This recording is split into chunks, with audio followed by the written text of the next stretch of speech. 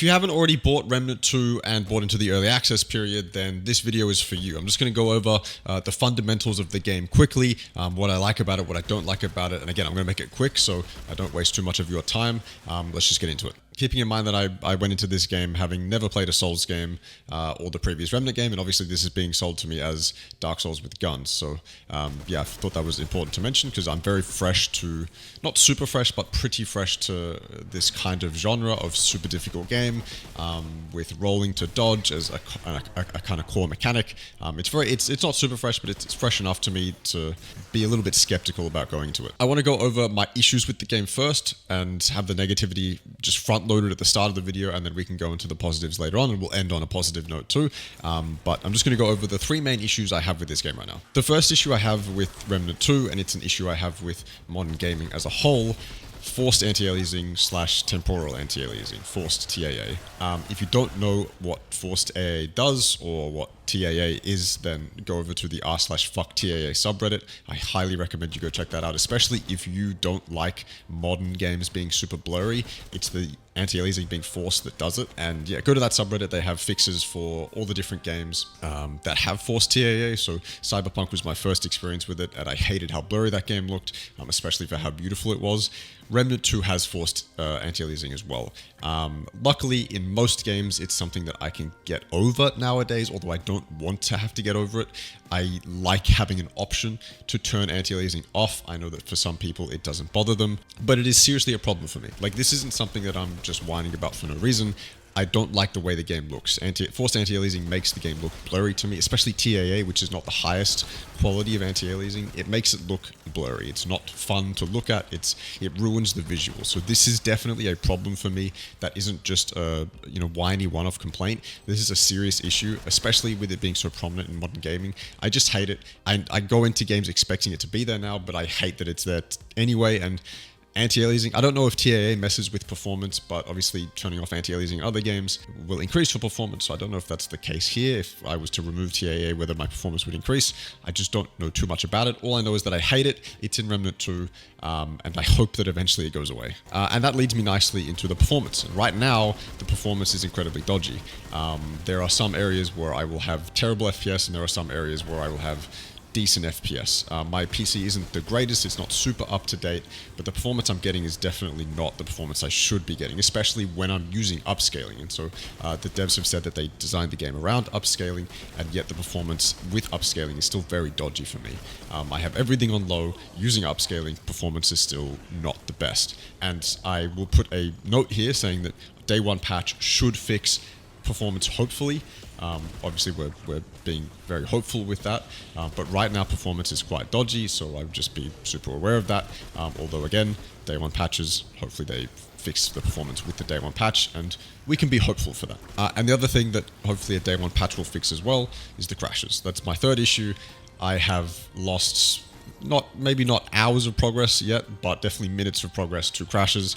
They have been quite prominent for me. They were so prominent towards the start of my playtime, I couldn't get past the tutorial without crashing upwards of 5 or 6 times. Now they've become a lot less as I've troubleshooted and done some things that the devs have recommended, but they still exist. I've still lost, even today I crashed a couple times, which is frustrating when it happens. So keep in mind that right now crashes exist. With the day one patch, they probably get fixed. But let's go into the positives. Let's end this video on a positive note. I went into this game thinking it would be Dark Souls with guns.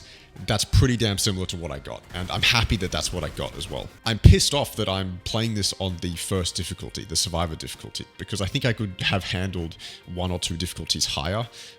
Considering I have an FPS background, I should be able to do it. But I was just too skeptical, too scared. I didn't want my experience to be ruined. But I should definitely be playing on the next difficulty up, because this game is really solid when it comes to that difficulty curve.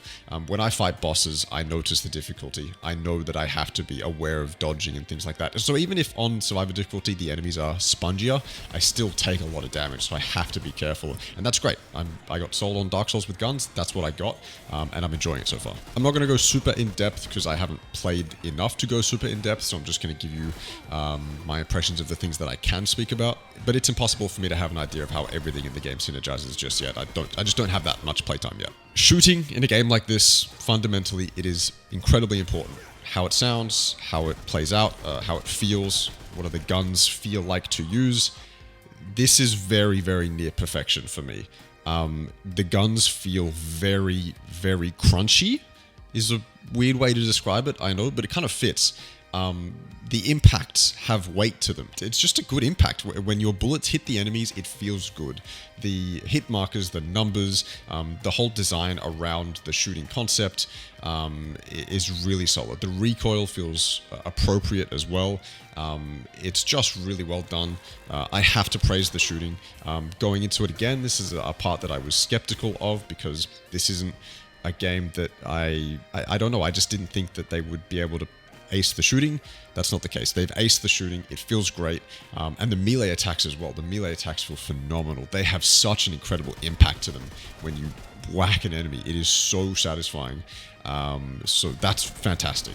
The sound design and everything around killing enemies is really, really nice. I didn't really know what to expect from the movement and dodging mechanics, just because I don't have super expansive experience in talking about movement in a game like this. You know, I can definitely speak on movement in a game like Counter-Strike or a game like Cyberpunk that's a first-person thing, right? But in a game like this, I don't have too much experience in it, but I enjoy the movement in this game. The dodging feels skill-based, sorry. There's a lot of animations around being able to make movement easier. So for example, jumping from cliff to cliff feels great. Vaulting up is a thing in the game. There's a lot of ease of movement mechanics that are in the game, just so that moving around the environment feels great. I'm not going to say it's perfect, because I have died to some absolute bullshit before, but for the most part, the movement and the dodging mechanics all feels great, and I'm not frustrated with it as a whole. So yeah, thumbs up.